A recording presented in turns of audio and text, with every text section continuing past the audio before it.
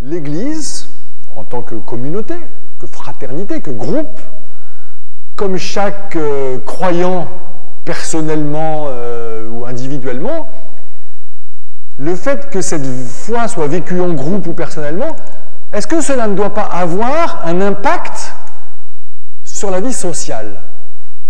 Ni le contraire me semblerait manquer à l'essence même de la foi chrétienne et de l'Église. Et c'est la raison pour laquelle, bien sûr, sans plaider pour une laïcité trop focalisée sur l'affirmation des identités réciproques, je crois qu'il ne suffit pas de faire l'autruche et de dire les religions, on ne veut pas en entendre parler, on ne veut pas savoir l'impact qu'elles ont, parce qu'elles ont un impact. Alors cet impact, quand c'est l'islam, peut-être qu'il nous dérange. Quand c'est un christianisme de bonne aloi, souvent il nous dérange un peu moins. Parfois, quand c'est un certain christianisme un peu trop typé, là, du coup, il redevient dérangeant. Alors, on va laisser les politiques penser ce qu'ils veulent et faire avec, ça, on ne peut pas forcément y changer grand-chose.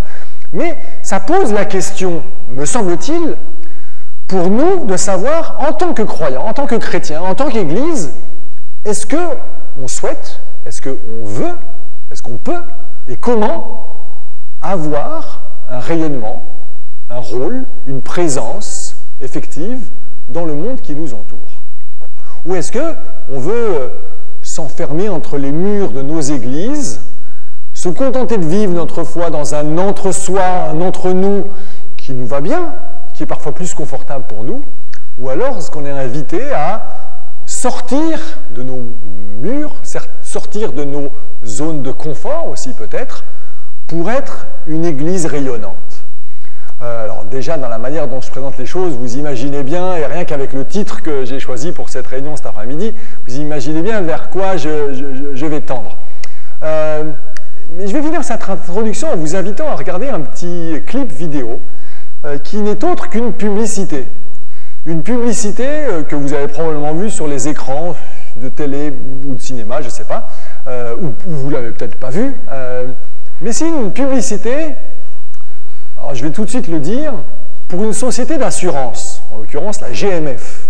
Okay, et la première fois que j'ai vu cette publicité, je vais vous partager la réaction que j'ai eue, que j'espère, enfin j'espère, vous êtes libre, mais vous allez avoir, j'allais dire, j'espère que vous allez avoir, la réaction que j'ai eue en voyant ce petit clip publicitaire qui dure 30 secondes, hein, c'est « Ah !» Peut-être pour que j'explique, il faut que j'explique un tout petit peu. On ne va pas l'avoir encore, mais en fait, on ne comprend pas, on ne sait pas de quoi c'est la publicité jusqu'à la fin. Donc il y a des images, des paroles sur les images que vous allez entendre, hein, et on ne sait pas pourquoi, quelle est la firme ou c'est la publicité de quoi. Et moi j'aurais bien vu que dans les 2-3 dernières secondes, c'est à la GMF, on est pour ces idées-là. Et quand j'ai vu ça, je me dis, ah mais purée, pourquoi est-ce qu'on ne pourrait pas dire, ah, l'Église, on est pour ces idées-là. Et quelque part, ça donne un peu la tonalité de tout ce que je vais pouvoir essayer de développer cet après-midi. Voici, d'une certaine manière, en enlevant les 3 dernières secondes qui sont la pub pour GMF, mais ce que pourrait, devrait être, et à ce stade, je le mets avec un point d'interrogation, peut-être déjà un point d'exclamation, ce à quoi pourrait ressembler l'Église. Alors je vous invite à regarder avec moi cette publicité.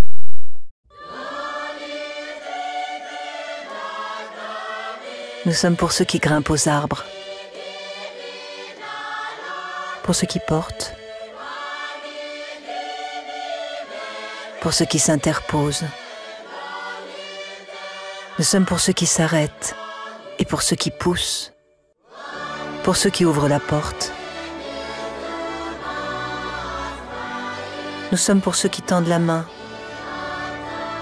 Nous sommes pour les généreux, les altruistes, les désintéressés, pour ceux qui se mettent au service des autres et ceux qui en ont fait leur vocation. GMF, premier assureur des agents du service public, assurément humain. Si on mettait l'Église, nous sommes pour tous ceux-là, Église assurément humain et divin, finalement. Enfin, je sais pas vous, mais moi j'ai encore les larmes aux yeux en regardant un clip comme ça, en me disant, mais est-ce que c'est pas l'Église qui devrait être en première ligne pour vivre ça? Et parfois, on passe nos... Alors, c'est pas moi qui vais dire le contraire, que c'est pas bien, là. Nos sabbats, assis sur des bancs d'église, à écouter des belles choses, et puis après, on retourne dans nos demeures. Alors non, c'est pas si caricatural, parce que je sais qu'en tant qu'église et en tant que personne, chacun, les uns les autres, on est engagé à ouvrir des portes, à porter des gens, à soutenir, etc. Et je crois que c'est intimement ce que signifie être chrétien. Mais donc, pour développer un petit peu, et finalement pour construire une image, une identité d'église et des actes qui vont un petit peu dans cette dynamique-là, j'aimerais faire deux grandes choses cet après-midi. D'abord, nous poser la question, à quoi sert l'Église? C'est quoi la raison d'être de l'Église? Alors, il n'y aura rien de révolutionnaire ou de complètement nouveau pour la majorité d'entre vous, mais je pense que c'est bien d'avoir les idées claires par rapport à la réponse qu'on peut apporter à cette question-là. Et ensuite, je m'arrêterai, si vous l'acceptez, sur une deuxième étape que je voudrais plus biblique, qui est qui est la question de savoir comment est-ce qu'on peut être une église pour les autres. Il y a quelqu'un un jour qui a écrit « L'église est la seule association qui existe pour le bénéfice de ses non-membres ». Alors, ce n'est pas tout à fait vrai, je pense, parce qu'il y a d'autres associations qui peuvent correspondre à cette caractéristique-là. Mais je répète, la seule association, en tout cas une association qui existe pour le bénéfice de ses non-membres. Alors, ce n'est pas exclusivement vrai, parce que tant mieux si on est aussi les uns et les autres au bénéfice de ce qu'est l'Église. Mais c'est vrai qu'on peut se poser la question de savoir dans quelle mesure est-ce qu'en tant qu'Église, on n'a pas cette responsabilité, cette vocation à être au service de ceux qui ne sont pas encore aujourd'hui membres de la famille, de la communauté, de la fraternité ecclésiale. Et donc, j'aimerais étayer cette idée-là d'être une Église pour les autres à partir de, il y en aurait des dizaines et des dizaines, mais j'ai choisi pour cet après-midi 5 textes bibliques que je vous propose de visiter ou de revisiter pour soutenir cette attitude-là. Et puis je finirai avec une petite réflexion sur quel peut être finalement notre rapport avec la société, avec la culture environnante. Est-ce qu'il faut tout accepter ou pas? Alors, si vous acceptez, on va commencer donc à réfléchir sur la raison d'être de l'Église. Parfois, j'entends dire que la raison d'être de l'Église, est-ce que vous auriez une réponse à cette question-là? À quoi sert l'Église? L'Église, elle existe pourquoi? À faire des disciples. Ouais. Parfois, j'entends dire la seule mission de l'Église, c'est l'évangélisation. Et je pense qu'il y a quelque chose de tout à fait intéressant là-dedans. Ça va dans le sens de diffuser les idées, etc., de partager au bénéfice des autres. Mais je pense que c'est un petit peu réducteur. Bien sûr, ça en fait partie et ça va venir. Mais la première raison d'être de l'Église, je vais présenter les choses en appuyant sur 4 axes que je vais considérer comme 4 piliers. C'est vrai que bibliquement, il est utilisé, Paul en particulier utilise l'image du bâtiment pour parler de l'Église. C'est intéressant et c'est une belle image. Et quelque part, je la reprends en disant, mais voilà, quels sont les 4 piliers qui font que le bâtiment tient debout et qu'il est équilibré. En même temps, ça peut être problématique de prendre l'image d'un bâtiment parce que précisément, ce qui n'était pas du tout le cas au tout début de l'Église chrétienne, l'Église primitive, les chrétiens ne se réunissaient pas dans des bâtiments comme nous. Encore moins dans des bâtiments aussi beaux, construits, architecturalement évolués. Ils se réunissaient dans les maisons, en nature, là où ils pouvaient. Et l'Église, elle était définie non pas par un lieu donné, mais par des gens qui s'y réunissaient. Éventuellement, non pas par un lieu, mais par un temps. Le moment du sabbat, le jour du culte, qui était consacré à Dieu, où on se retrouvait. Et parce qu'il y avait des croyants rassemblés à un moment donné, là, il y avait l'Église. On a développé un vocabulaire. On va à l'Église. C'est intéressant, ce vocabulaire-là. Il n'est absolument pas présent dans la Bible. Dans la Bible, jamais vous ne voyez qu'on va à l'Église. On est l'Église. Du verbe être. À la rigueur, on fait Église, mais aller à l'Église, c'est finalement presque antinomique, presque le contraire de ce qu'on est invité à faire, qui est de l'ordre d'être envoyé. Alors il y a, c'est vrai, ce côté centripète et centrifuge. Viens, puis va. À un moment donné, il faut venir à Christ, Mais ce rassemblement autour de ce centre qu'est Christ va de pair, immanquablement, avec un envoi. Et quand on parle de la mission de l'Église, c'est quoi ce mot mission? Le mot mission vient du latin missio, qui veut dire quoi? Envoyer. C'est le mot qu'on retrouve dans le grec, dans la Bible, avec apostello, qui a donné le mot apôtre. Être un apôtre, c'est quelqu'un qui est envoyé. Et la mission, telle qu'on la conçoit aujourd'hui bien souvent, c'est on reste dans nos quatre murs. Alors ça peut être les murs physiques de nos églises, ça peut être les murs idéologiques de nos dogmes, ça peut être les murs pratiques de nos habitudes liturgiques, organisationnelles et institutionnelles. Et puis, on mène des missions éventuellement éclairs qui sont de l'ordre d'ouvrir les portes, venez à nous, pensez comme nous, acceptez nos idées, et puis là, on vous accepte. Mais c'est pas de la mission, ça. La mission, c'est une invitation à quitter notre centre de gravité, alors non pas le Christ, mais être envoyé par le Christ. D'ailleurs, c'est intéressant parce que les envois en mission, je ne vais pas les évoquer en longueur aujourd'hui, mais je le fais juste maintenant. Jésus donne plusieurs envois en mission à la fin de l'Évangile, une fois qu'il est ressuscité. Souvent, on connaît celui de Matthieu 28, très bien, qui commence par quoi? Allez, faites de toutes les nations des disciples. Alors, si je devais vous noter, je vous mettrais, alors pas 0 sur 20, mais je vous mettrais une mauvaise note. Je plaisante, parce que vous avez raison. Sauf que ça ne commence pas par ça. Ça ne commence pas par « Allez, faites de toutes les nations des disciples ». La dernière phrase de Jésus, qui est l'envoi en mission, par quoi ça commence? « Je suis avec vous ». Alors, ça c'est la fin, c'est la phrase qu'il y a après. « Tout pouvoir m'a été donné dans le ciel et sur la terre. Allez, faites de toutes les nations des disciples, les baptisant, leur enseignant tout ce que je vous ai prescrit. Je suis avec vous tous les jours jusqu'à la fin. » Qu'est-ce que c'est en train de nous dire, ce texte-là? Et qu'est-ce qu'on omet quand on dit « Allez, faites de toutes les nations des disciples » On met l'accent sur la partie centrale, c'est vrai, qui est au cœur de cette dernière parole de Jésus, qui est de notre responsabilité. Allez, oui, alors déjà, c'est pas « faites venir les autres », c'est « aller ». Pour faire des disciples, il faut sortir. Donc il y a cette dynamique de la mission. Mais ça commence et ça finit par l'affirmation que tout pouvoir a été donné à Jésus-Christ. Tout pouvoir m'a été donné dans le ciel et sur la terre. Et c'est seulement sur la base de ce tout pouvoir-là qu'on peut faire notre part et aller faire des disciples. Ce qu'il y a au commencement, c'est l'action première de Jésus, qui lui peut toutes choses. Et qu'est-ce qu'il y a à la fin qui vient envelopper notre part, notre action? C'est « Je suis avec vous tous les jours jusqu'à la fin du monde ». Vous voyez que c'est bien l'action première de Dieu qui conditionne tout le reste. Et ça, je crois que c'est absolument essentiel. Bien sûr, on a une part à vivre qui demande un décentrement de soi, mais d'abord une centration sur Dieu pour pouvoir se centrer sur l'autre et être dans une démarche d'une dynamique, d'aller à la rencontre de l'autre. Pas attendre qu'il vienne à moi, mais que j'aille vers lui parce que Dieu m'y envoie. Mais on oublie bien souvent... c'est une des versions de l'envoi en mission telle que Jésus lance et qui est tout à fait fondamentale et important quand on le prend dans sa totalité. Mais si vous prenez l'envoi en mission qu'il y a dans l'évangile de Jean, est-ce que vous le connaissez aussi par cœur que celui de Matthieu? On devrait, voire presque, il est plus court.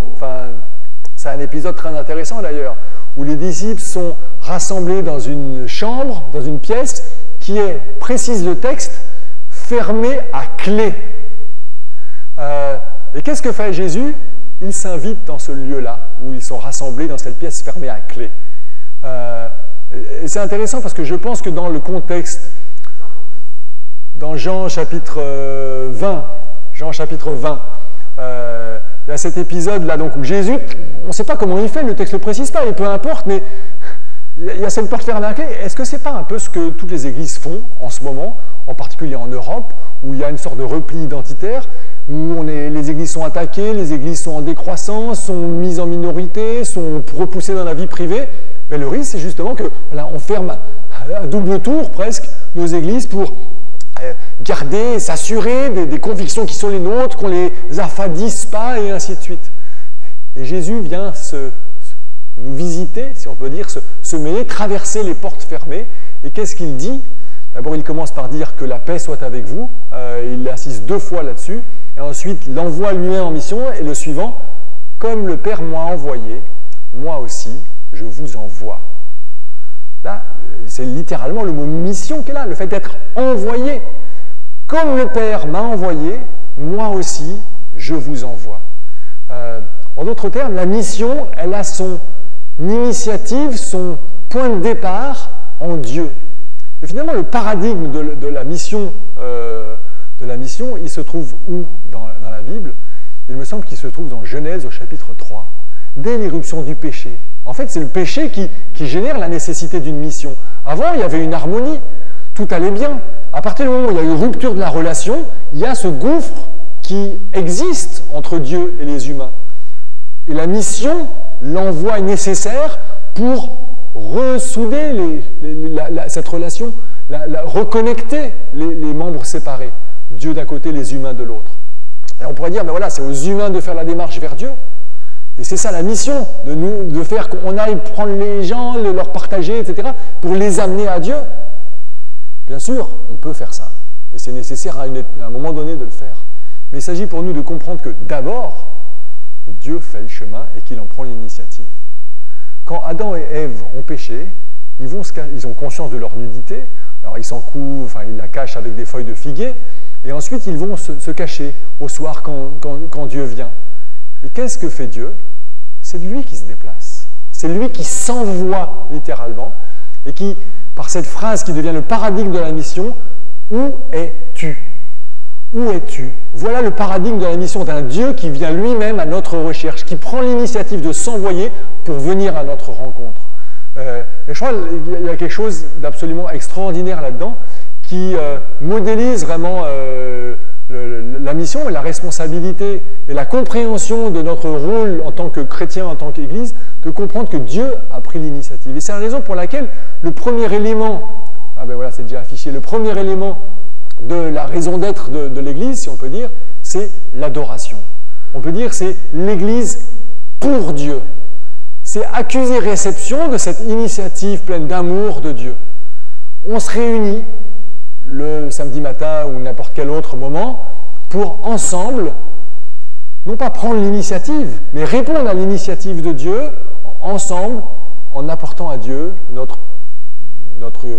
culte, notre adoration, nos chants, nos prières, notre réflexion, nos paroles, et finalement en nous engageant, en nous réengageant pour essayer de vivre ses valeurs et sa volonté. Donc finalement, le but de l'Église débute avec la reconnaissance que nous ne nous appartenons pas, ayant été rachetés par la mort du Christ. Il est le seul Seigneur, il est la tête de l'Église.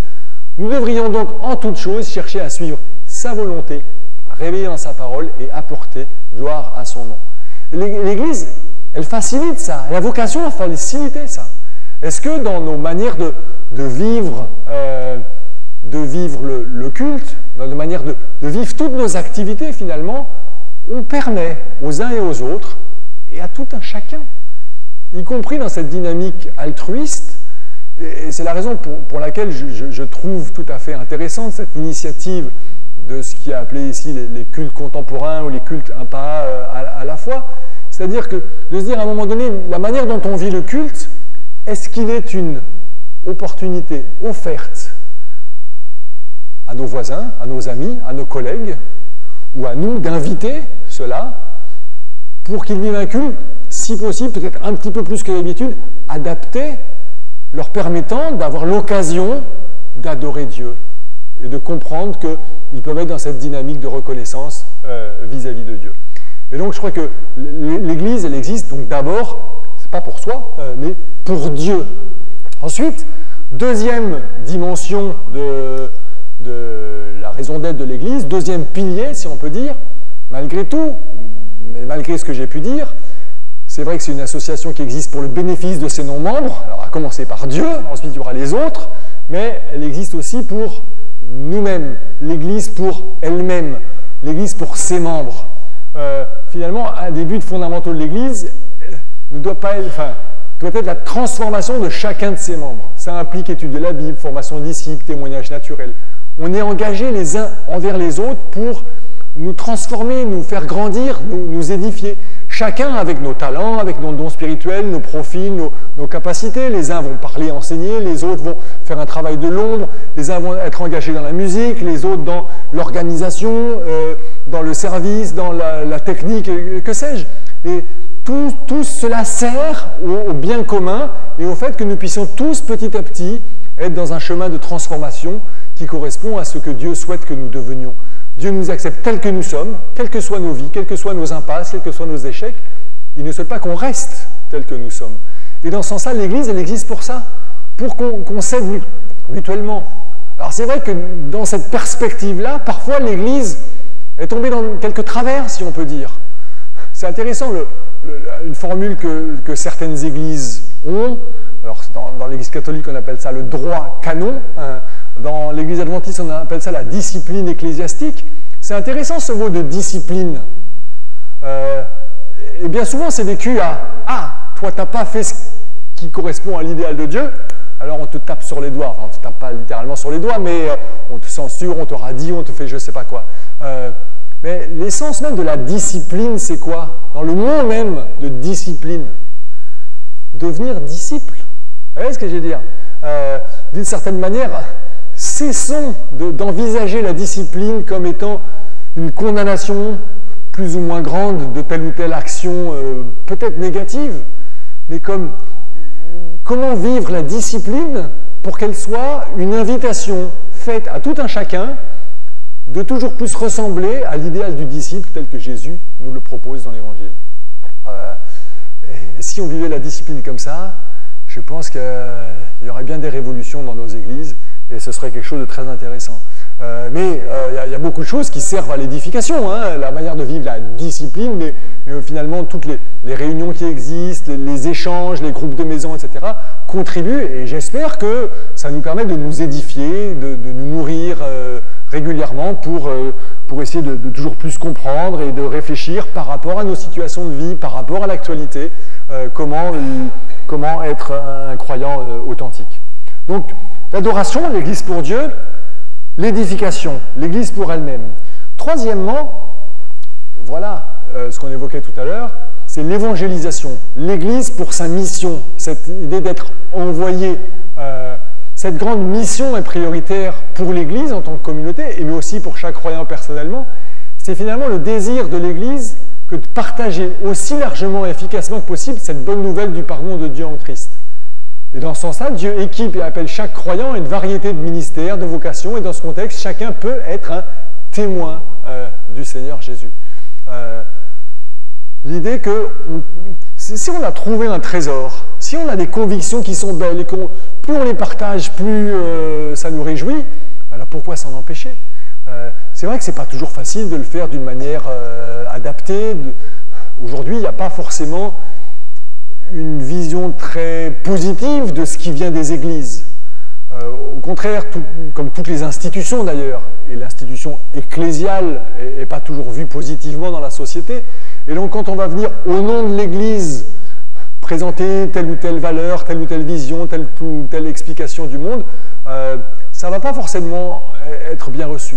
Il n'empêche que toutes les études sociologiques montrent que s'il y a un regard de méfiance vis-à-vis des églises, aujourd'hui dans notre société, en tout cas européenne, il y a une soif de spiritualité qui est extrêmement grande. Dans la dernière enquête sur les valeurs des Européens, c'est une enquête qui est faite tous les 8 ans, où on pose un certain nombre de questions récurrentes pour analyser les valeurs des Européens, la manière dont ils pensent et ils conçoivent les choses. Et dans la dernière étude, donc, qui date, si je ne me trompe pas, de 2008, il y a une question nouvelle qui a été introduite et qui a apporté une réponse très étonnante. Et le chiffre est à peu près le même pour tous les Européens, mais pour les Français, il y a 47% de Français qui rentrent en connexion avec le divin en dehors des institutions religieuses. Je répète, il y a 47% des Français qui entrent en relation avec le divin en dehors de toutes les institutions religieuses. Alors que il y a combien de Français qui fréquentent des lieux de religiosité, enfin des églises ou des lieux de culte, pas que des chrétiens d'ailleurs. On considère qu'il y a environ 9 à 10% de Français qui fréquentent un lieu de culte au moins une fois par mois. Okay, et là-dedans, bon, il y a les juifs, il y a les musulmans, et on considère qu'il y a autour de 6% de Français qui fréquentent une église à peu près une fois par mois. Donc on voit que c'est une très très grande minorité. Et pourtant, il y a 47% des Français qui disent avoir une vie spirituelle indépendamment des églises. Alors à la fois, c'est une bonne et une mauvaise nouvelle. Dans un sens, on peut se dire, ah mais voilà, ça veut dire que l'offre ecclésiale qu'on propose n'est pas adaptée aux attentes de nos contemporains qui ont soif de spiritualité, mais cette spiritualité-là, ils ne la trouvent pas dans les communautés religieuses. D'un autre côté, c'est une bonne nouvelle, parce que ça veut dire que nos contemporains ont des soifs spirituelles.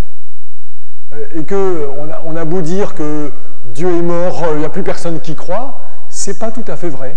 Il y a plein de gens qui ont cette soif d'explication, de sens, de réponse à des questions fondamentales de la vie, et pour qui la transcendance, on ne peut pas forcément l'appeler de la manière dont nous on l'appelle à partir de la Bible, mais il y a cette soif de spiritualité qui est là. Et je crois que ça doit nous interpeller pour mettre en œuvre une évangélisation qui permette à nos contemporains de faciliter, de les encourager et d'avoir les opportunités, les perches pour vivre cette spiritualité. Et dans ce sens-là, l'évangélisation, c'est tout sauf une approche conquérante. C'est vrai qu'on a développé tout un vocabulaire en lien avec l'évangélisation. On parle de campagne d'évangélisation. Je ne sais pas si c'est un mot que vous aimez, on part en campagne, ça fait penser à la guerre, ni plus ni moins. Mais malheureusement, dans l'histoire de l'Église, la mission c'était ça. On partait en croisade, où on parle parfois même le mot croisade est utilisé dans certains contextes. Qu'est-ce que c'est dur à porter quand même comme mot. J'ai parfois du mal à comprendre qu'on continue à utiliser ces mots-là. Alors, dans notre contexte ici, je ne crois pas qu'on l'utilise trop, mais heureusement, mais c'est important de peser les mots et l'histoire des mots. Et de se rendre compte que précisément la manière dont on a conçu la mission à une certaine époque, qui allait de pair avec la colonisation, dans l'irrespect des cultures qu'on allait évangéliser, c'est quand même problématique. Et le risque, ce serait aujourd'hui qu'on reproduise la même chose. Aujourd'hui, on a cette capacité à avoir un regard critique là-dessus. Franchement, qu'à une époque, on soit parti en Afrique pour évangéliser les Africains en les obligeant à chanter Jean-Sébastien Bach, c'était quand même une ineptie. Il faut bien le dire et faire notre autocritique. Mais ça se passe d'autres manières aujourd'hui. Mais dans quelle mesure est-ce qu'on doit imposer nos cultures ou comprendre ou imaginer qu'on a une culture d'église et qu'elle doit s'imposer à tous ceux qui viendraient, qui vous aspiraient à vivre une vie spirituelle. Je crois qu'on a ce devoir, bien sûr, d'être porteur d'une parole libératrice, et on en prendra un ou deux exemples tout à l'heure dans les textes qu'on va aborder, mais l'évangélisation n'est pas d'abord de l'ordre d'une campagne, d'aller imposer des idées ou quoi que ce soit, mais d'abord de l'ordre de la rencontre et du dialogue, du témoignage naturel. D'ailleurs, dans un autre envoi en mission tel qu'on trouve dans le début du livre des Actes, qu'est-ce qu'il est dit?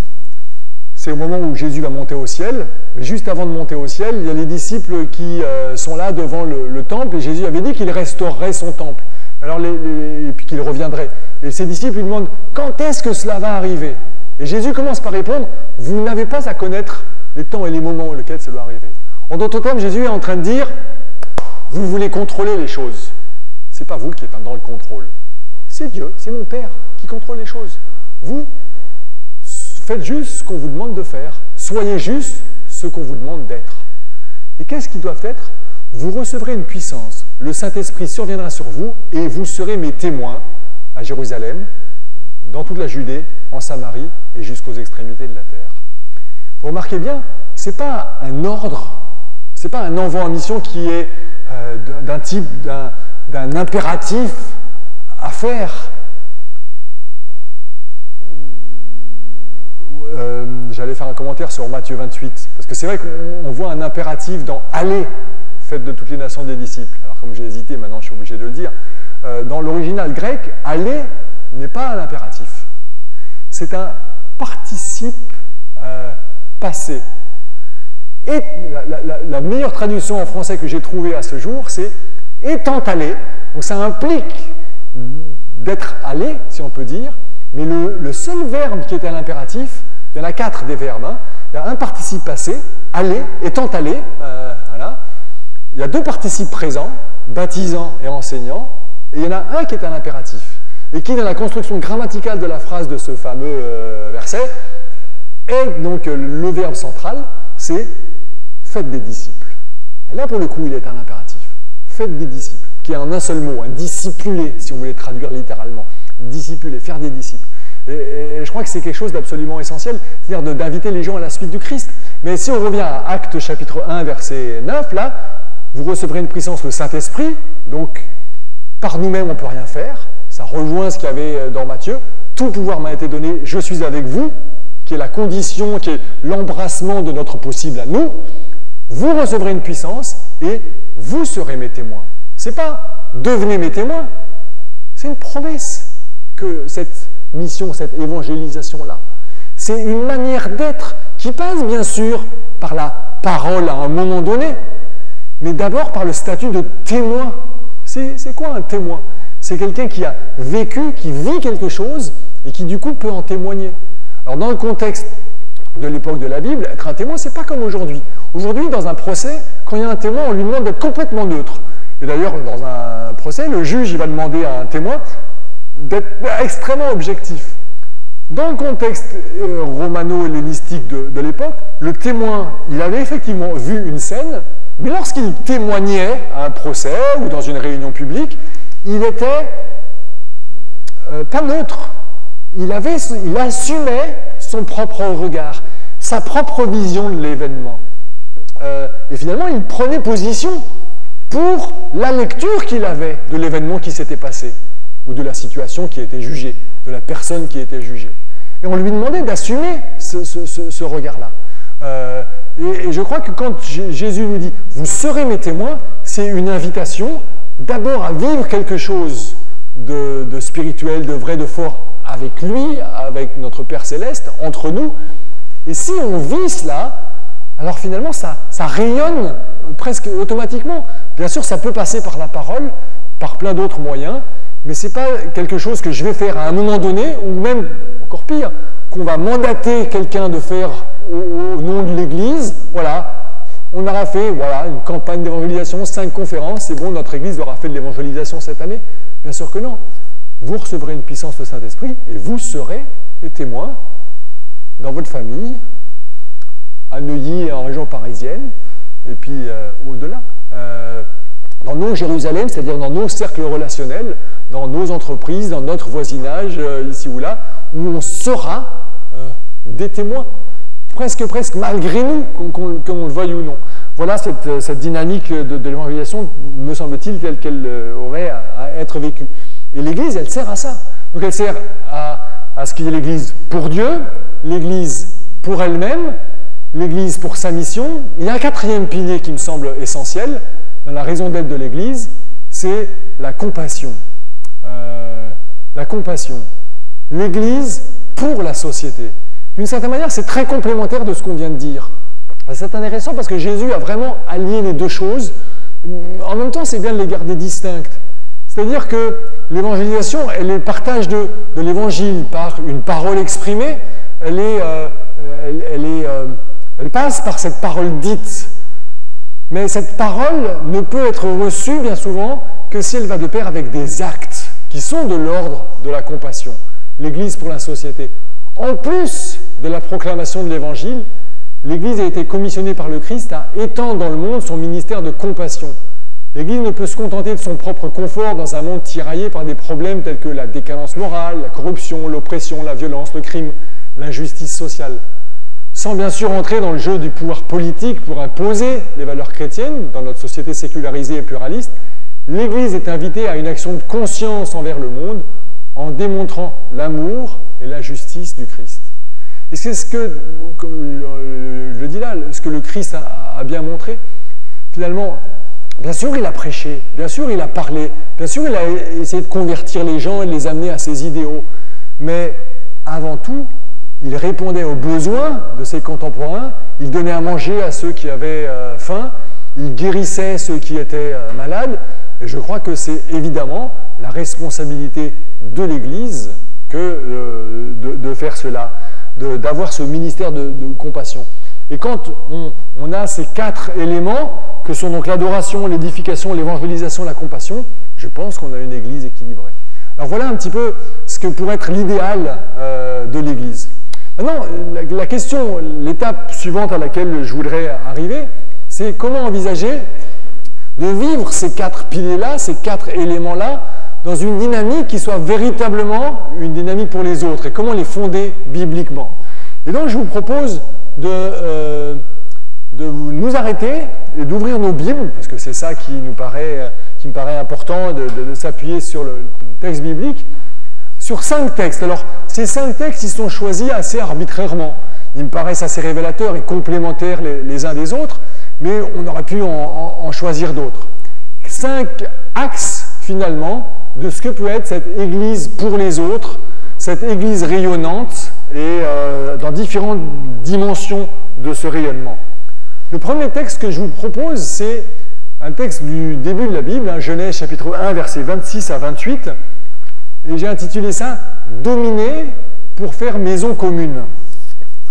Alors, c'est un verset qui peut parfois être problématique, ou qui a été problématique dans l'histoire.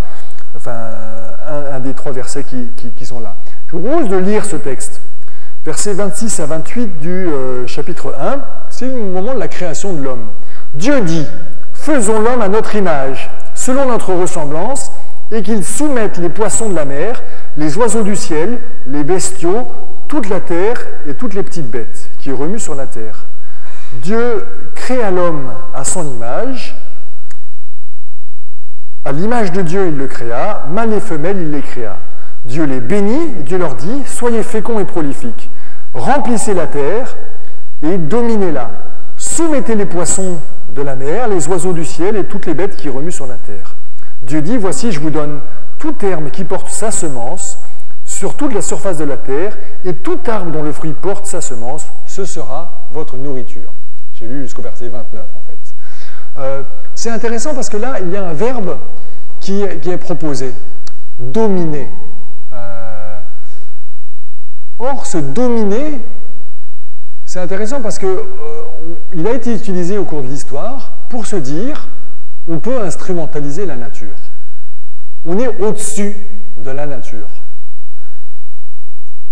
Et c'est comme ça qu'on en est arrivé à impunément et sans aucun scrupule déforester, élever des poulets en bataille, enfin je ne sais pas comment ça s'appelle, en batterie, pardon. Voilà, en batterie, ouais, c'est un peu la bataille là-dedans.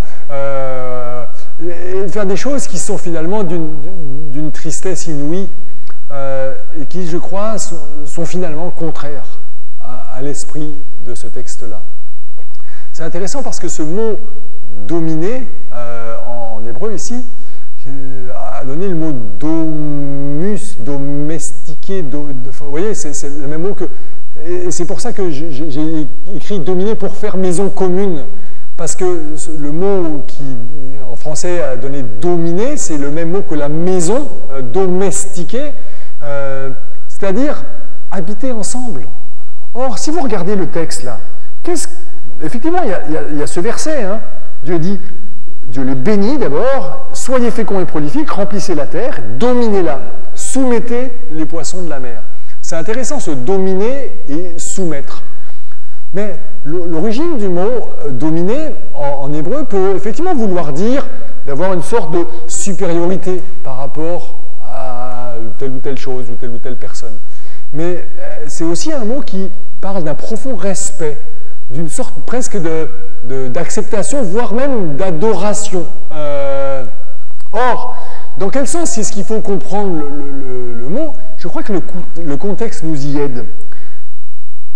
Ce dominium terrae, comme on l'a appelé parfois, cette domination des humains sur la nature dans son ensemble, est placé entre le fait que Dieu a créé l'homme à son image, donc l'image de Dieu, au verset précédent, verset 26, et dans le verset suivant, qu'est-ce qu'il est dit?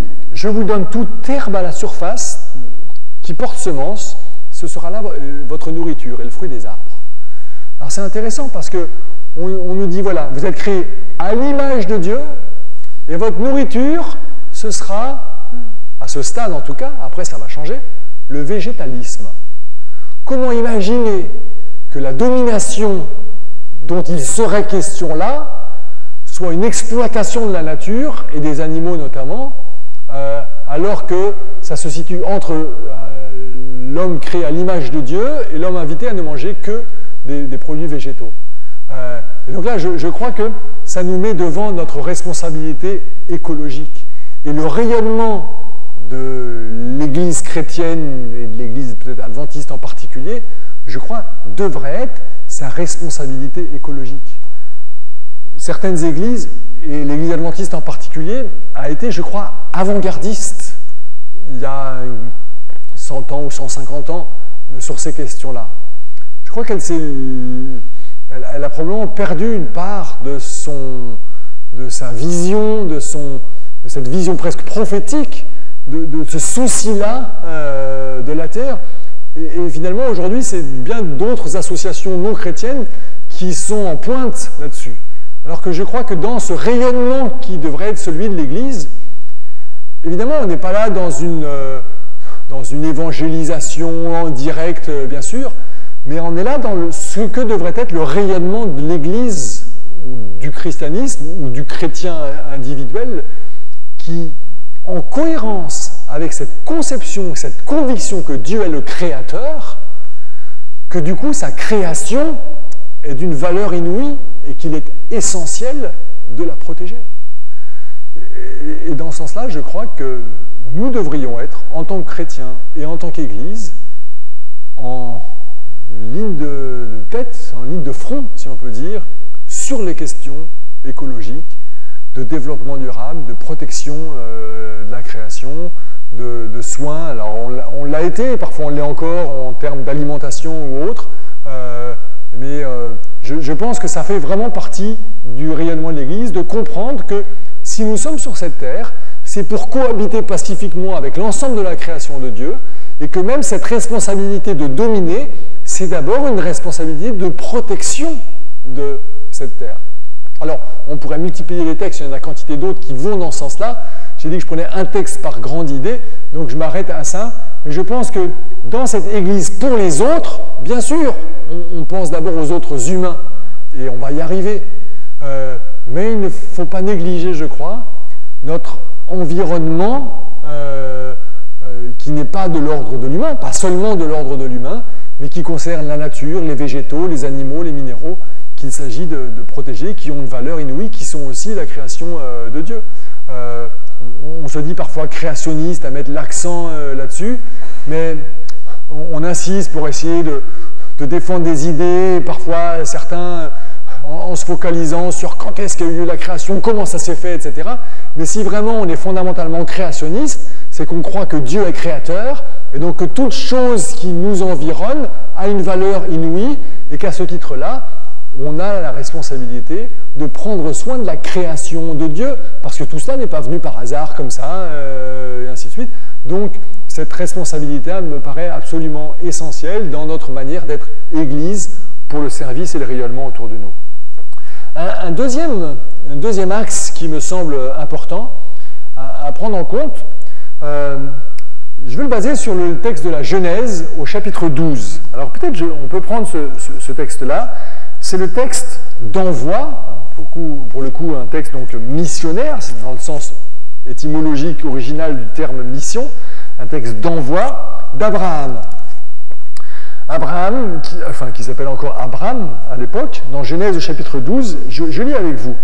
Essayez de repérer les mots récurrents, je vais vous interroger là-dessus juste après. Le Seigneur dit à Abram, « Pars de ton pays, de ta famille et de la maison de ton père vers le pays que je te ferai voir. Je ferai de toi une grande nation, et je te bénirai. Je rendrai grand ton nom, sois en bénédiction. Je bénirai ceux qui te béniront. Qui te bafouera, je le maudirai. En toi seront bénies toutes les familles de la terre. Quel mot revient à plusieurs reprises, ou quelle famille de mots? Vous l'avez bien observé, c'est le mot bénédiction qui revient à 5 reprises. Et c'est intéressant, c'était un peu facile avec ce que j'avais mis comme sous-titre ici, être béni pour bénir. C'est vrai que parfois, quand on pense à ce texte-là, on imagine, ou on se focalise sur la bénédiction dont Abraham a été le bénéficiaire. Et de la même manière, souvent, quand on pense à Église, foi, rapport à Dieu, etc., dans notre manière de prier, bien souvent, on cherche à recevoir la bénédiction de Dieu. Dieu, bénis-moi, bénis ma famille, bénis ma santé, bénis mon travail. Et on cherche à être béni, ce qui est tout à fait légitime et bien, et tant mieux si Dieu nous bénit, et le pire, c'est qu'il le fait, et on en bénéficie. C'est très bien. Mais la bénédiction, d'après ce texte, n'est pas une fin en soi. Enfin, c'est une étape essentielle, importante, magnifique, géniale et formidable qu'il faut chercher. Et être béni est absolument essentiel et fondamental. Mais le risque serait de s'arrêter avant le dernier verset. Je suis béni pour bénir. En toi seront bénies toutes les familles de la terre, dit Dieu à Abraham. Donc si je te bénis abondamment, je te donne une succession, enfin une famille, il y a un mot qui m'échappe là, une postérité, voilà, par exemple, c'est pas le mot que je pensais, mais peu importe, une postérité, c'est pour que tu sois béni, effectivement, mais l'idée, c'est que cette bénédiction dont tu vas bénéficier, elle ne te sert pas qu'à toi, que tu ne la gardes pas pour toi, mais c'est pour que tu puisses, à ton tour, être en bénédiction pour les autres. Alors c'est intéressant parce que, c'est un petit clin d'œil, je ne sais pas je ne veux pas en tirer plus que ce n'a dit, mais je pense, encore une fois, qu'il n'y a pas grand-chose qui est de l'ordre du hasard dans la Bible. Un des sujets qui était discuté ce matin à l'école du sabbat, c'est le Saint-Esprit et l'inspiration du Saint-Esprit de la parole.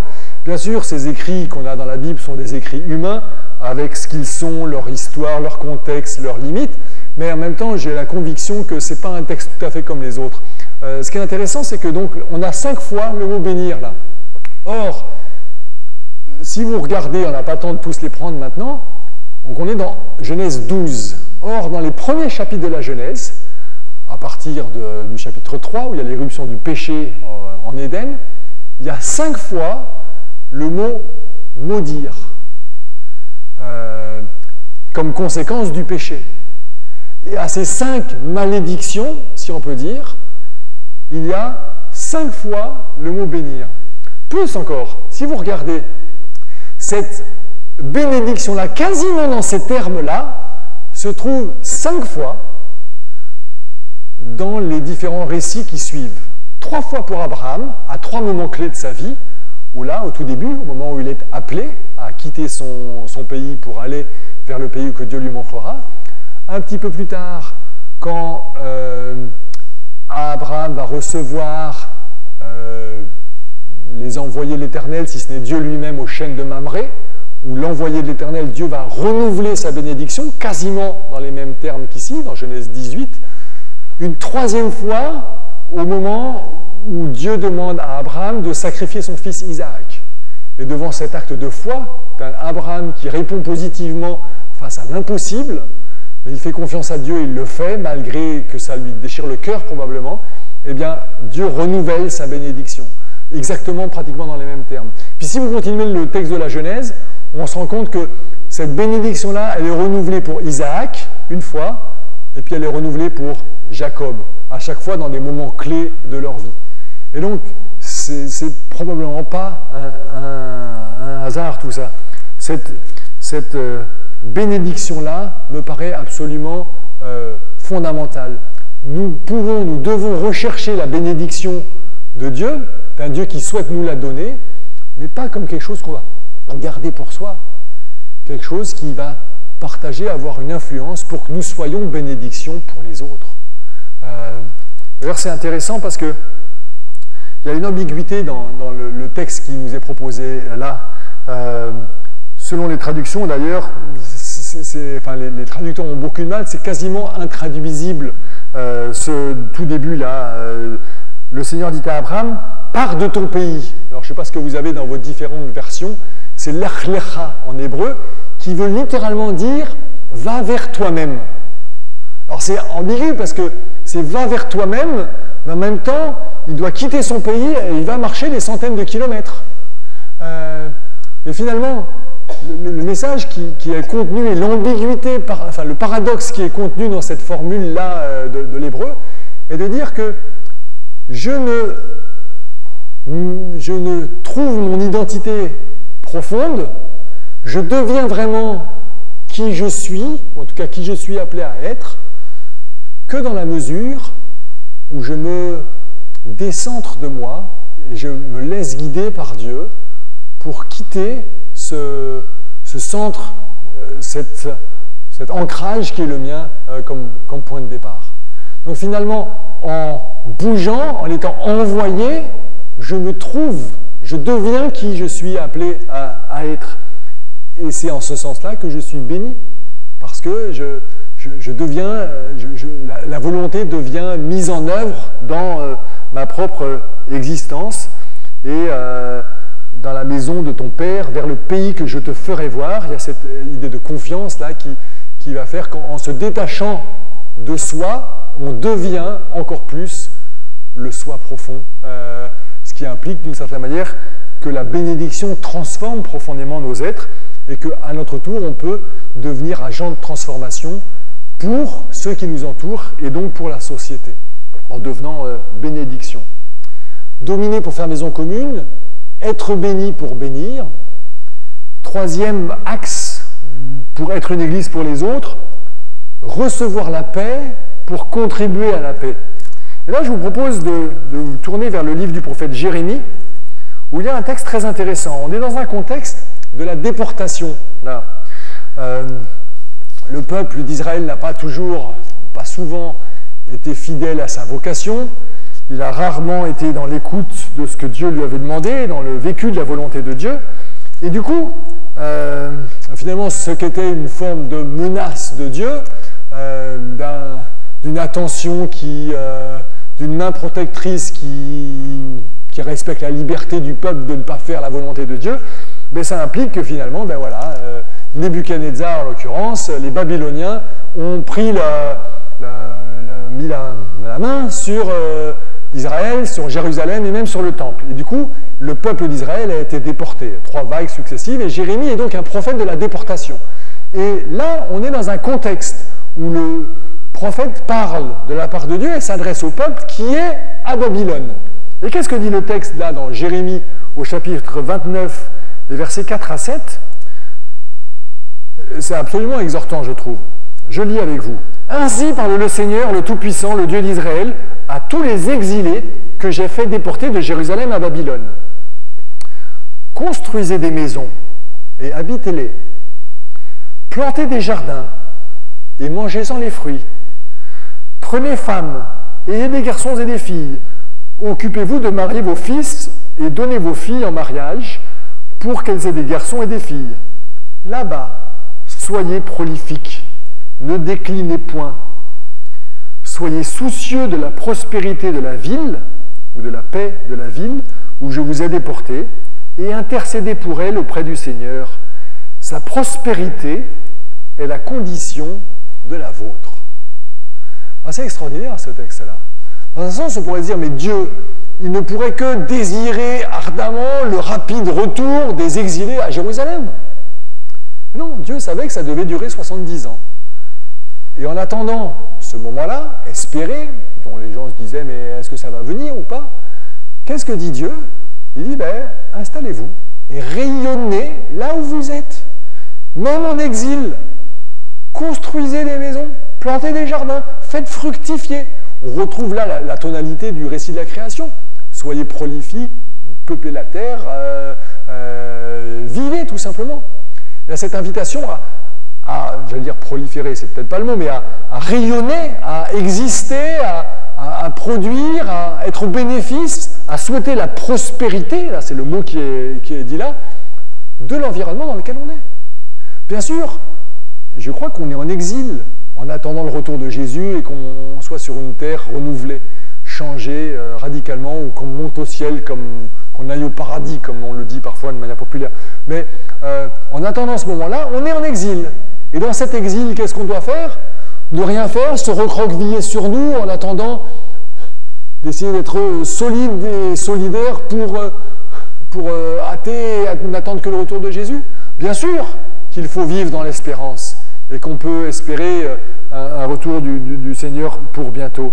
Mais comme dans le verset qu'on a vu tout à l'heure, dans Acte 1, c'est le problème de Dieu, cette question du temps. Aujourd'hui, qu'est-ce que je suis appelé à faire? À construire, à faire des enfants, à cueillir les fruits, à profiter. Et là, il y a quelque chose qui est très intéressant parce que l'espérance, le désir profond des exilés, c'était de retourner à Jérusalem. Le mot Jérusalem, c'est quoi? C'est la ville de la paix. Yerushalayim, la ville de la paix. D'accord? Or, qu'est-ce que dit Dieu là? Il dit, par l'intermédiaire du prophète Jérémie, non pas rechercher la ville de la paix, mais rechercher la paix de la ville. Vous voyez le jeu de mots que Dieu fait lui-même, qui est extraordinaire et qui est un message en soi. Finalement, le meilleur moyen de retrouver Jérusalem, la ville de la paix, la Jérusalem physique ou la Jérusalem spirituelle, hein, s'entend, c'est pour nous aujourd'hui, et c'est ça notre job. À nous, Jérusalem c'est Dieu, nous on doit rechercher la paix de la ville. Et Dieu s'occupera de la ville de la paix. Vous voyez ce que je veux dire? C'est un clin d'œil de Dieu incroyable ici, je crois. Et qui nous invite finalement, alors attention, hein, on est bien d'accord, il ne s'agit pas de faire ici du mélange. Quand Dieu dit mariez vos enfants, prenez femmes et des garçons et des filles, etc., il ne s'agit pas de, dans le contexte de l'époque, que les Juifs se marient avec les Babyloniens. Il y avait le respect d'une identité pour constituer ce reste fidèle qui devait perdurer, si on peut dire. Donc il ne s'agit pas de faire des compromis, de lâcher prise sur des valeurs et de faire n'importe quoi. Il s'agit bien sûr de tenir bon, d'incarner ce qui avait été de l'ordre de la révélation et dont le peuple était porteur, mais malgré tout, que cela soit au bénéfice du contexte dans lequel le peuple se trouvait. Et je crois que cette invitation-là, qui a été faite par l'intermédiaire de Jérémie aux exilés dans le contexte de Babylone, eh bien, il s'agit aujourd'hui pour nous de le faire dans notre contexte à nous. Et c'est vrai que parfois, j'entends des formules comme « Sortez de Babylone, mon peuple », qui est une formule biblique, bien sûr. Et le lien peut être rapidement fait avec notre contexte aujourd'hui. Voilà, il faut qu'on n'ait rien à voir avec tout ce qui est de l'ordre du monde, parce que dans ce monde-là, tout est mauvais. Et ce qui nous pousse à cet enfermement, si on peut dire. Mais ce n'est pas du tout ce que Dieu nous invite à faire. C'est au contraire, à être ce sel de la terre, cette lumière du monde, à souhaiter la prospérité pour le monde qui nous entoure, de témoigner autour de nous pour faire diminuer les valeurs de Babylone, mais que là où nous sommes, qu'il y ait le plus grand nombre qui puisse adhérer, qu'on soit bénédiction, comme on le disait, ou qu'on soit agent de prospérité, pour que, autant que possible, les valeurs que le Seigneur nous a transmises puissent être vécues et incarnées dans le monde d'aujourd'hui. Donc il ne s'agit pas du tout de nous cacher, de nous effacer, mais au contraire, d'être agent de paix dans ce monde aujourd'hui pour faire valoir nos convictions dans le respect d'autrui et sans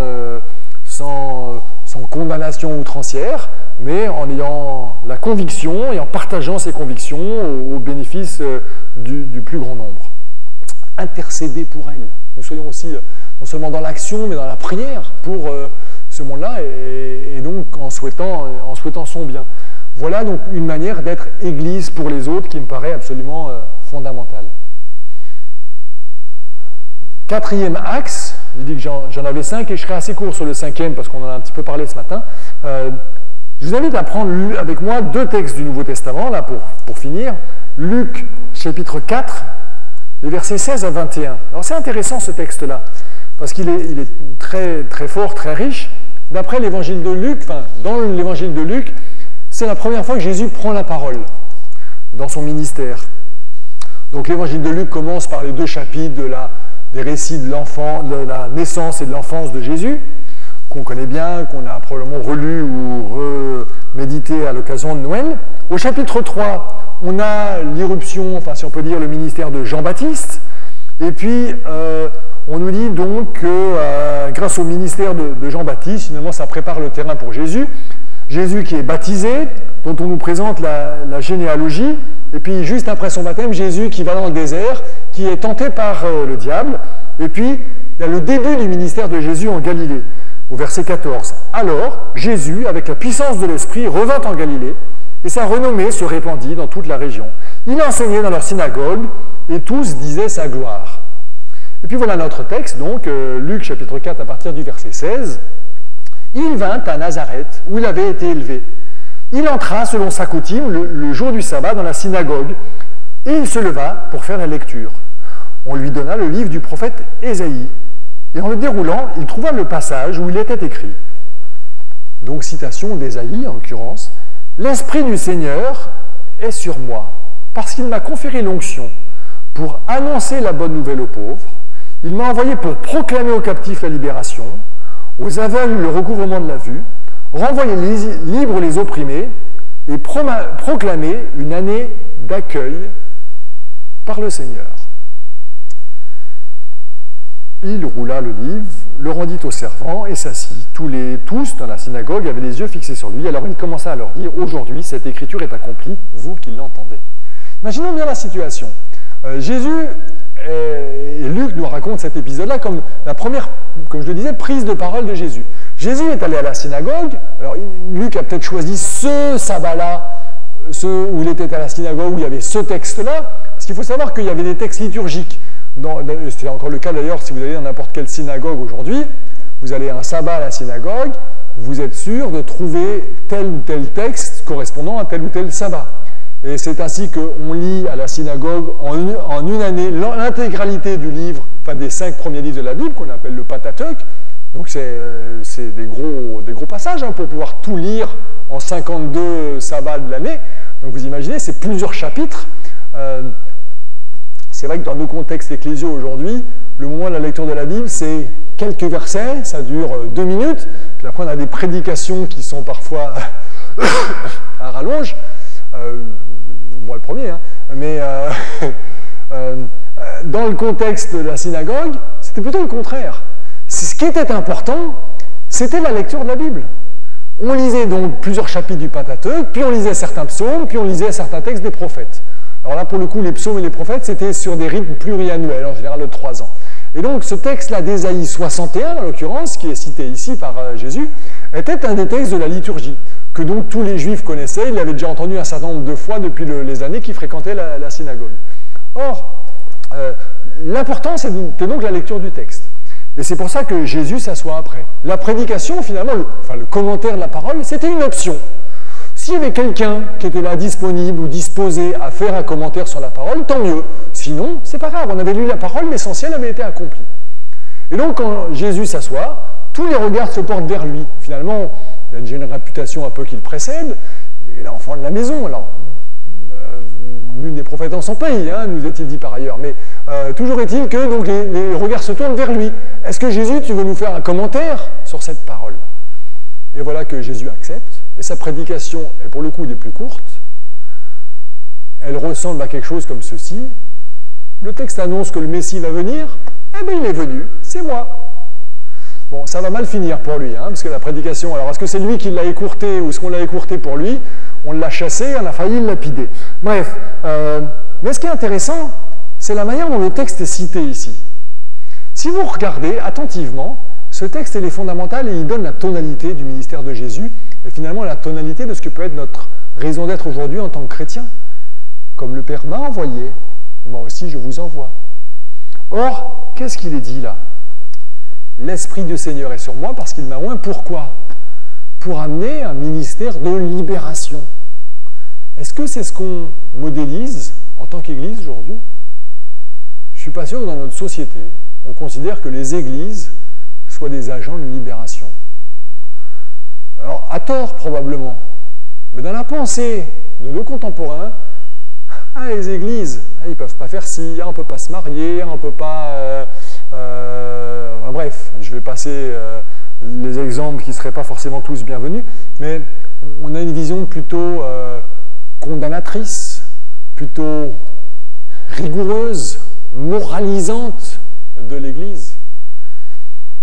Et je crois que probablement qu'il y a une mauvaise vision, d'une certaine manière, en partie, de la part de nos contemporains vis-à-vis de l'Église, parce que l'Église, ce n'est pas d'abord ça, me semble-t-il, ce n'est pas prioritairement cela. Mais en même temps, il faut bien reconnaître qu'on est peut-être un petit peu responsable et que c'est peut-être quand même un petit peu ça. Et à ce titre, est-ce qu'on est vraiment dans le projet du Christ pour ses disciples, pour son Église? Ou est-ce qu'on devrait être dans une dynamique qui nous a conféré l'onction, que notre raison d'être d'Église pour les autres, c'est pour annoncer la bonne nouvelle aux pauvres, envoyer proclamer aux captifs la libération, aux aveugles le retour à la vue, renvoyer libres les opprimés, proclamer une année de grâce pour le Seigneur. Et je crois que ce bien physique, spirituel qui est proposé ici devrait modéliser nos actions. Alors, si on pousse un tout petit peu l'analyse, il y a quelque chose de très intéressant. Parce que cette citation d'Ésaïe 61 a une double erreur. Enfin, quand je dis erreur, je ne devrais pas dire ça.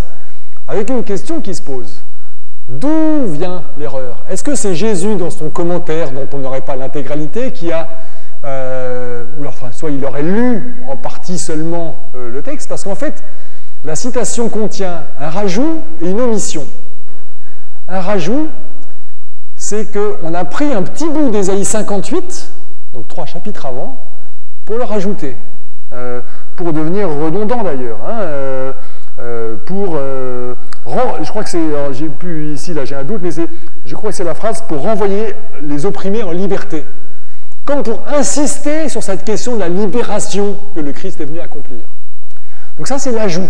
On a voulu en rajouter, comme pour insister sur cette dynamique de délivrance, vraiment de potentialité qui est offerte aux croyants qui mettent leur vie en Dieu et dans le ministère qu'ils peuvent exercer. Mais ce qui est aussi presque encore plus significatif, c'est le fait que ici soit absent la fin du verset 2 d'Ésaïe 61. Qui dit quoi? Vous pouvez regarder si vous voulez, on va pas prendre le temps maintenant en détail, mais si vous voulez vérifier ce que je dis, n'hésitez pas. Dans le chapitre d'Ésaïe, il y a cette liste des 4 libérations, auxquelles s'est rajoutée donc une 5e, et puis ensuite, il y a annoncé, donc pour proclamer une année de grâce du Seigneur et un jour de vengeance. Et ce jour de vengeance-là a disparu dans l'Évangile. Alors, est-ce que c'est Jésus qui ne l'a pas lu, ou qui dans son commentaire a dit que ce n'était pas l'optique qu'il voulait mettre en œuvre? Est-ce que c'est Luc qui, bien des années après, rédige et volontairement omet ça? C'est une question que les spécialistes peuvent se poser, auquel je ne crois pas qu'on puisse avoir des réponses. Mais moi, je ne peux que remarquer que le texte tel qu'il nous est parvenu, il a omis ça. Et je crois que ce n'est pas anodin et pas un hasard. Que précisément, c'est exactement la tonalité, la dynamique que Jésus a voulu mettre en œuvre. Il ne s'agit en aucun cas, pour les chrétiens, d'être dans cette dynamique condamnatrice. C'est vrai que dans l'Ancien Testament, et ça pose des questions, on voit un Dieu, à certains égards, vengeur, un Dieu punisseur. C'est probablement en partie dû au contexte de l'époque ou à la manière dont ça a été lu, les événements qui pouvaient arriver, qu'on attribuait à Dieu comme jugement par rapport au péché des humains. Mais l'attitude de Jésus n'est pas une attitude de condamnation, de vengeance, de récrimination. Mais l'attitude de Jésus, c'est un homme qui tend la main pour délivrer, pour recouvrer la vue aux aveugles, pour visiter et libérer les prisonniers, pour annoncer une bonne nouvelle aux pauvres, pour proclamer une année de grâce. L'année de grâce, en l'occurrence, ça fait référence au jubilé, qui, tous les 7 fois 7 ans, il y avait ce jubilé, donc cette année de grâce, où toutes les terres qui avaient appartenu aux uns aux autres étaient redistribuées, où on remettait toutes les cartes à zéro pour vivre. Alors, pour le coup, cette idée d'une égalité et d'un soin apporté aux autres. Et je crois que cette dynamique de la libération devrait véritablement nous animer dans nos manières d'être, dans nos prises de parole, dans nos attitudes, dans nos prises de position. Bien sûr, c'est important d'avoir des convictions qui protègent la vie, qui mettent l'accent sur ce qui est important, mais dans la dynamique de ce que Jésus a cité ici, ce qu'il s'est approprié et qu'on peut vérifier dans l'essentiel de son ministère, parce que ça c'est une citation qu'il s'approprie pour décrire son ministère, mais on le voit bien par la suite qu'il l'a mis en œuvre, tout ce qui est dit là. Il a incarné véritablement cette prophétie d'Ésaïe, non pas simplement en disant « c'est moi » en théorie, mais dans la pratique, il l'a vécu comme ça, et je crois que c'est aujourd'hui la responsabilité de l'Église de le vivre ainsi, et c'est comme ça qu'on pourra être une Église pour les autres. Et finalement, ça rejoint le dernier texte que je voulais proposer, qui va au bout de ce renversement des valeurs d'une certaine manière, où on s'imagine que parce qu'on a compris, on est devenu chrétien, eh bien, on a une forme de supériorité. Or, ce que le Christ modélise, c'est que c'est précisément dans un abaissement, dans une attitude de service que l'on fait des grandes choses. Et ce texte de Matthieu 25, alors il n'est pas affiché encore, de Matthieu 25, versets 31 à 36, est, je crois, très, très, très riche. C'est ce texte que j'évoquais rapidement ce matin, où on pose la question, où Jésus dit « À chaque fois que vous m'avez visité en prison, que vous m'avez donné à boire, que vous m'avez nourri, que vous m'avez vêtu, ça a été formidable. » Puis les disciples lui disent « Mais quand est-ce qu'on t'a fait ça ?» Et Jésus de dire « Chaque fois que vous l'avez fait à l'un de ces plus petits de mes frères, c'est à moi que vous l'avez fait. » Cette attitude de service d'autrui, d'une Église qui est au service de la population, mais pas d'un service hautain, mais au contraire d'un service vraiment altruiste, au bénéfice des autres, un service gratuit, rempli d'amour, et quelque chose qui est, je crois, notre vocation et notre responsabilité en même temps, fait comme un acte libre. Et ça me paraît important. Alors, le temps est bien passé, puis je vais éventuellement vous permettre de faire quelques remarques ou poser quelques questions. J'aimerais rapidement conclure, finalement, en nous interrogeant, et ça va peut-être un petit peu théorique, mais la question demeure, dans notre rapport, dans notre rayonnement vis-à-vis de la société, comment se positionner? Et là, on s'est souvent posé la question, dans l'histoire ou dans le monde de la théologie, sur quelle attitude fallait avoir par rapport à cette société. Il y a un livre très, très influent, très célèbre, qui a été écrit par un théologien américain qui s'appelle Richard Niebuhr, en 1950 ou 51, donc ça fait déjà très longtemps, mais c'est un texte qui continue d'être cité dans bien des publications parce qu'il a fait référence. Et Richard Niebuhr, dans son livre qui s'appelle Christ et la culture, Christ and Culture, il s'interroge, c'est quoi la position finalement que Jésus a eue vis-à-vis de la culture? Et en quoi ça pourrait être modélisateur pour nous? Comment se positionner par rapport à la culture? Et Niebuhr propose 5 options. Deux options aux extrémités. La première, est-ce que Jésus a été contre la culture? Est-ce que finalement il s'est opposé à la culture de son temps de manière frontale et radicale? Et la réponse est assez évidente. C'est pas cette dynamique-là que Jésus a eue. Maintenant, est-ce que l'inverse serait vrai? Est-ce que Jésus a accepté la culture et tout dans la culture de son temps? La réponse n'est pas vraie non plus. Ce n'est pas tout à fait l'attitude qu'a eu Jésus. Alors, il s'agirait probablement de se situer dans un intermédiaire entre condamnation et acceptation de la culture. Mais comment? Alors, Niebuhr propose 3 options. Est-ce que Jésus a été au-dessus de la culture? Il s'est dit, ben voilà, moi je ne me mets pas trop la culture des hommes, je suis un peu au-dessus. C'est pas complètement faux, hein. Mais en même temps, on ne peut pas dire qu'il n'a été que au-dessus, parce qu'il s'est fait homme jusqu'au bout, et il a été incarné pour vivre la vraie vie humaine. Alors Niebuhr dit, mais est-ce qu'à ce moment-là, il a cherché à être en paradoxe avec la culture, pour accepter certaines choses, en refuser d'autres? Il y a probablement aussi du vrai là-dedans. C'est probablement un petit peu plus riche que ça. Alors la position vers laquelle on sent que Niebuhr tranche, même s'il essaie d'être objectif, c'est finalement un Jésus transformateur de la culture. On dit voilà, ben, j'accepte la culture telle qu'elle est au départ, mais je souhaite la transformer. Il y a vraiment quelque chose de vrai là-dedans. Maintenant, Niebuhr a été beaucoup critiqué, et moi-même je peux le critiquer, même si c'est facile et à la mode de le critiquer aujourd'hui. Mais probablement que la plus grande critique, c'est que dans la vision de Niebuhr, d'une part, il y a Christ, l'Église, la foi, les croyants, tout ça, et puis la culture. Or, du côté des croyants, c'est plus complexe que ça. Il y a l'idéal du Christ, et puis il y a le moins idéal de ce qu'est ou de ce que fait l'Église. Et puis du côté de la culture, il n'y a pas une culture humaine. Et en particulier aujourd'hui, dans notre contexte, avec cette fragmentation du monde et social auquel on fait face, on se retrouve confronté à une multitude de cultures différentes. Et donc c'est difficile d'avoir un point de vue comme ça très tranché sur la culture. Mais il faudrait se positionner sur chacun des aspects ou des différentes cultures qui coexistent dans notre monde aujourd'hui. Plus que cela, est-ce qu'il s'agit d'avoir juste une photographie de notre rapport à la culture? Est-ce que notre rapport à la culture devrait être tout le temps le même et ne jamais changer? Et si on observe la manière dont Jésus a fonctionné, et je crois qu'on peut en arriver à montrer que notre rapport avec la culture devrait intégrer différents éléments que j'ai évoqués, mais être évolutif, probablement comme un cercle. Et donc ce cercle commence par essayer de discerner ce qui dans l'Évangile, ce qui dans la Bible est transculturel. Parce que ce qui est important aussi de prendre en compte, c'est qu'on parle du rapport à la culture d'aujourd'hui, pour nous, mais le texte biblique tel qu'on l'a aujourd'hui, il est baigné dans une culture donnée, et qu'il faut donc décoder les éléments culturels pour essayer de comprendre l'essence même de l'Évangile. Et la culture du bassin méditerranéen en Israël, judaïsante, dans l'Empire romain de l'époque du 1er siècle dans lequel Jésus a vécu son ministère, n'est pas du tout la même qu'aujourd'hui. Et certains des fruits dans les textes que nous avons là sont aussi le fruit d'une certaine culture.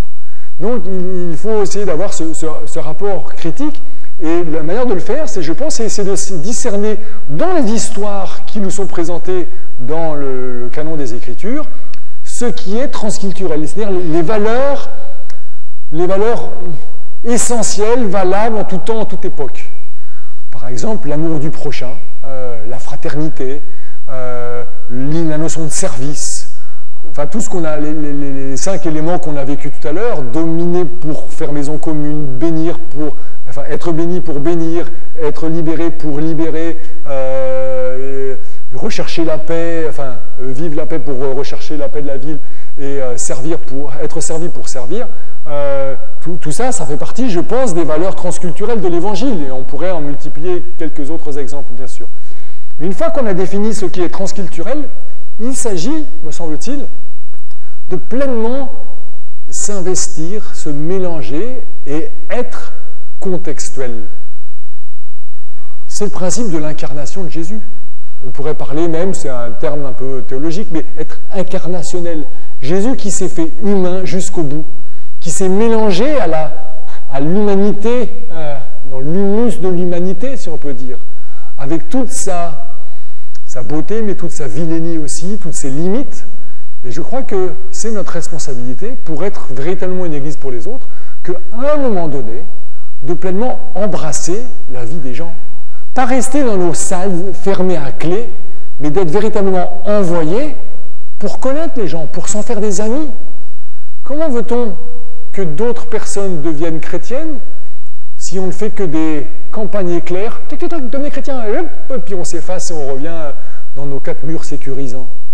Non, je crois que il est essentiel de se mêler, comme Jésus le faisait, à la population de son temps, de ne pas tout en accepter, bien sûr, on va y venir, mais de vivre leur vie, de vivre avec leur code, de vivre en fonction de ce contexte-là.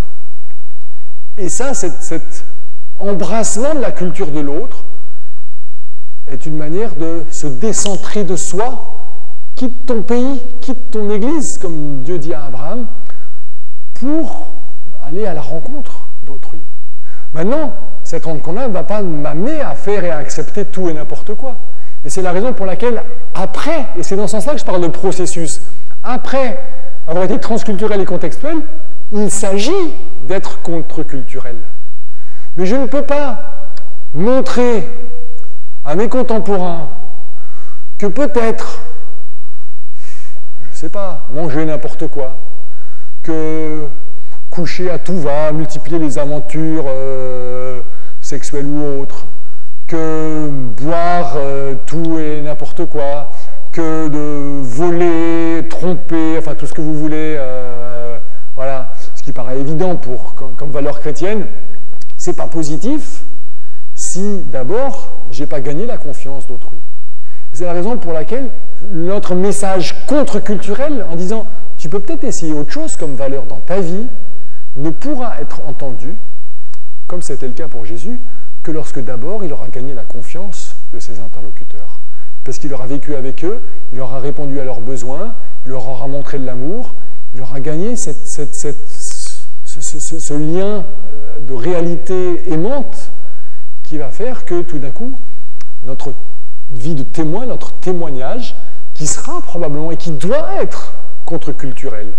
On doit faire le tri. Il y a des bonnes choses dans la société. La GMF, si elle est vraiment ce qu'elle dit, c'est formidable. Et puis, à d'autres moments, il y a des choses qui sont moins formidables dans la société. Il s'agit de les condamner et de le dire, et donc d'être contre-culturel. Jésus l'a bien fait. Il a bien dit à des moments, mais il y a des choses qui sont super, et puis il y a des moments, il y a des choses qui ne vont pas, et il faut changer. Et je crois que c'est à notre tour la responsabilité de le faire. Mais du coup, parce que ça se fait dans la rencontre avec l'autre, dans la rencontre des cultures, des contextes, forcément, ça implique que je sois, si je veux faire changer l'autre, que je sois prêt aussi, non pas fondamentalement au niveau de mes valeurs, mais je sois prêt à changer certains aspects de ma compréhension, de ma vie chrétienne. Parce que la rencontre avec l'autre va le changer, mais va me changer aussi. Et au final, peut-être que notre vie chrétienne ensemble, c'est ça l'Église, aura une image, une manière d'être et de vivre qui sera différente parce que dépendant de la rencontre avec la culture. Et c'est la raison pour laquelle il s'agira après d'être interculturel. Parce que dans l'Église telle qu'elle se vit ici dans ce bâtiment avec les gens qui la composent, elle a pris dans ces dialogues, dans cette présence au monde, et dans ce dialogue avec les gens et les gens qui sont arrivés, qui l'habitent aujourd'hui, eh bien, elle est devenue quelque chose qui est différent peut-être que dans un autre contexte, dans un autre quartier, dans une autre ville. Et donc on va peut-être penser, vivre certains aspects de la vie communautaire de manière différente. Il ne s'agira pas de se condamner mutuellement, mais au contraire de comprendre ce qui est de l'ordre de l'interculturel. Voilà. Ici, alors je prends juste un exemple, je ne crois pas me tromper en disant qu'ici on apprécie la belle musique, musique souvent classique, souvent riche, alors que peut-être dans une autre église, de notre étiquette confessionnelle, adventiste, vous allez quelques arrondissements plus loin et vous trouverez un autre type d'église. Il ne s'agit absolument pas que ici on dise « Ah, là-bas, ils n'ont rien compris, ils ont tout faux », de la même manière que eux là-bas diront « Ah oui, mais ici à Neuilly, ben, ils sont has-been, c'est... il n'y a plus, ici il y a encore l'orgue, ils font encore un accompagnement des cantiques avec l'orgue, vous pensez, ça c'était il y a 2 ou 3 siècles.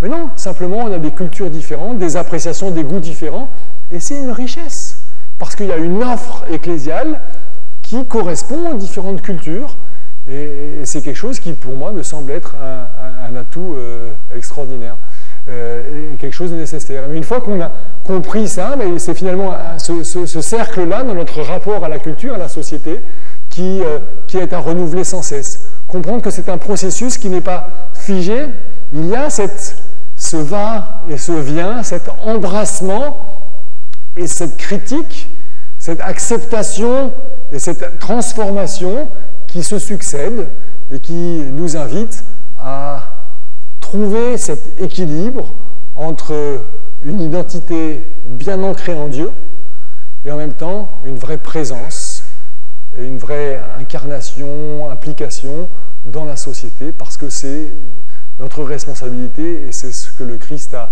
exemplifié. Je conclus avec cette citation que vous connaissez probablement. La méthode du Christ pour sauver les âmes est la seule qui réussisse. Il se mêlait aux hommes pour leur faire du bien, leur témoignant sa sympathie, les soulageant et gagnant leur confiance. Puis il leur disait « Suivez-moi ». Merci de votre attention.